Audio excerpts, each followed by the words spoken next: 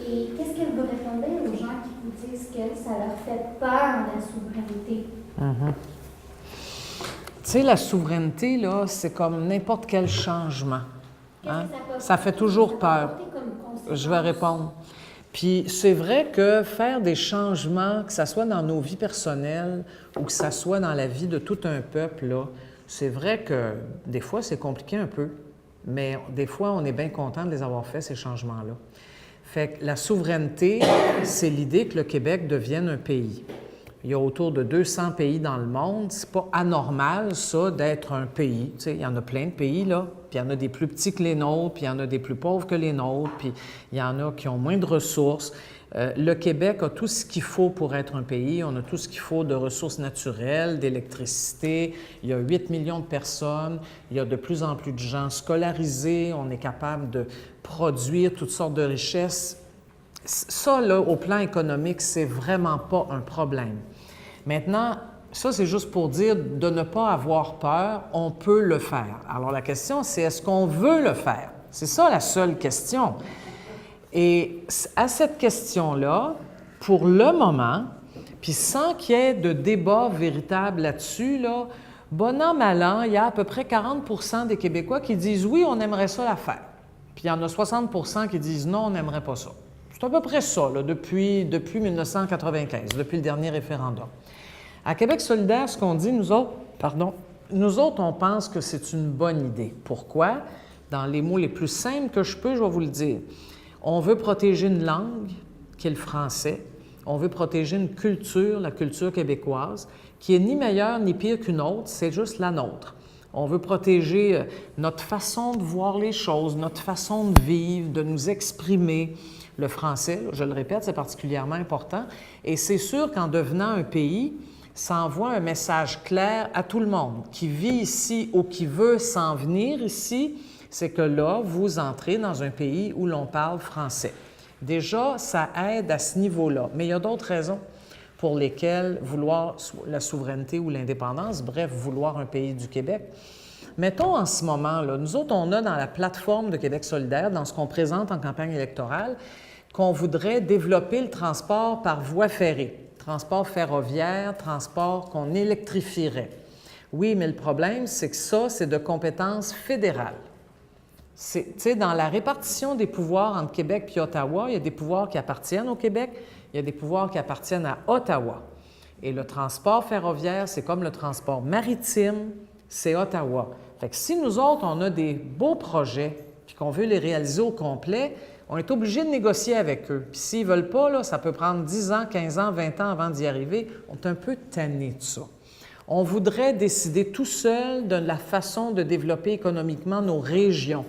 Puis nous autres, on veut même qu'il y ait plus de pouvoir donné à des élus régionaux. On veut tout pouvoir faire ça, puis pas tout le temps rentrer en contradiction avec « oui, mais Ottawa, eux autres pensent que ça devrait se développer de telle manière, puis nous autres, on pense autre chose ». On pense qu'on est capable de décider tout seul.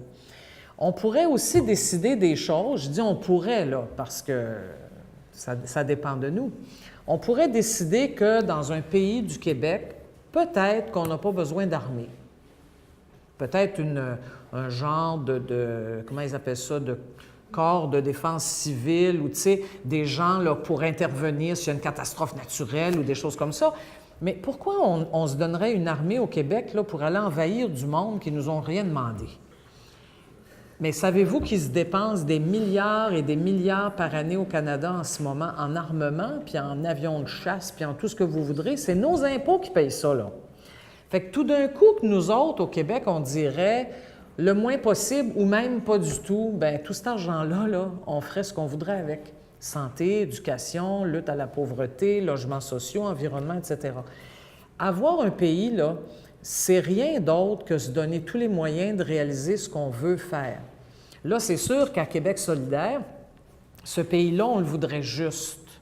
On le voudrait écologiste. Ça, c'est nos valeurs à nous autres. On voudrait que tous les gens qui vivent dans la pauvreté, là, que ça soit fini. Nous autres, en tout cas, moi, j'ai participé il y a quelques années au collectif pour un Québec sans pauvreté. L'objectif, c'était un Québec sans pauvreté. Bon, moi, je partage ça encore, là. Est-ce qu'on va le faire du jour au lendemain? Non. Mais est-ce qu'on veut y arriver? Oui. Mais si on a un pays, on peut faire ça petit à petit. Alors, la façon dont on propose d'y arriver, c'est, mettons que vous élisez un gouvernement solidaire. Nous autres, on met sur pied ce qu'on appelle une assemblée constituante. Ça, c'est une assemblée citoyenne, OK? Élue partout, par tout le monde, dans toutes les régions. Puis ces gens-là, on leur dit, vous avez 18 mois, il faut que vous mettiez sur papier toutes les valeurs importantes auxquelles on tient au Québec, puis dans quelle sorte de démocratie on veut vivre. Comment on veut que ça fonctionne, là, l'État, les institutions, je ne sais pas, est-ce qu'on veut retrouver des comités locaux de développement, des comités régionaux de développement qui ont été abolis? Comment on veut faire? Ça s'appelle une constitution. Fait qu'on dit aux gens, élaborez ça, puis consultez les gens, faites débattre les gens partout au Québec sur ça, sur nos valeurs importantes, puis comment on veut être gouverné. À la fin du débat, ça peut durer 1 an, 18 mois, parce qu'on prend ça au sérieux, nous autres, on veut que tout le monde partout participe. Là, on fait un référendum et on pose des questions aux gens, une ou des questions, je ne sais pas, c'est pas moi qui vais en décider, c'est l'Assemblée constituante, là, cette Assemblée citoyenne élue. Elle va demander aux gens qu'est-ce qu'ils veulent comme avenir politique pour le Québec, puis est-ce qu'ils sont d'accord avec le projet de constitution qu'ils ont préparé. Puis là, le peuple décidera. Notre pari, on fait une sorte de calcul là-dedans. C'est que quand tu mets du monde ensemble pendant 1 an à 18 mois, là, que tu les fais discuter, je ne sais pas s'il y en a parmi vous autres, vers la fin, ça fait un bout de ça, vers la fin des années 90, partout au Québec, il y a eu, je pense, 5000 personnes qui ont participé à l'élaboration de la loi cadre contre la pauvreté, le projet piloté par Viviane Barbeau. 5000 personnes. Puis c'était pas facile, là, trouver toutes les mesures qu'on allait faire, tout ça. Quand il y a eu la commission Bouchard-Taylor il y a quelques années sur cette fameuse question des accommodements raisonnables, des milliers de Québécois ont participé partout au Québec. Je pense que les Québécois aiment bien discuter. Et le pari qu'on fait, c'est que si on met tout ce monde-là à discuter de toutes les manières possibles partout, nous autres, on pense à la fin qu'ils vont avoir le goût du pays, parce qu'ils vont avoir le goût de s'occuper de leurs affaires eux autres mêmes. Bref, nous allons avoir le goût de décider nous-mêmes.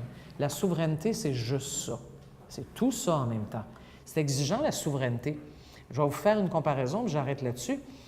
Quand les femmes ont décidé, surtout après les années 60, de désormais être responsables de leur vie, de ne plus dépendre uniquement d'un conjoint pourvoyeur, est-ce que ça a été facile? Non. Est-ce qu'on l'a fait pour une bonne part? Pas totalement? Oui. Est-ce qu'on voudrait retourner aux années 50? Non. Bien voilà. La souveraineté, nous autres, ce qu'on pense, c'est on peut s'en donner le goût, c'est des efforts, c'est une responsabilité qu'on se donne, mais après y avoir goûté, là, on ne reviendra plus jamais en arrière. C'est ce qu'on pense. Merci.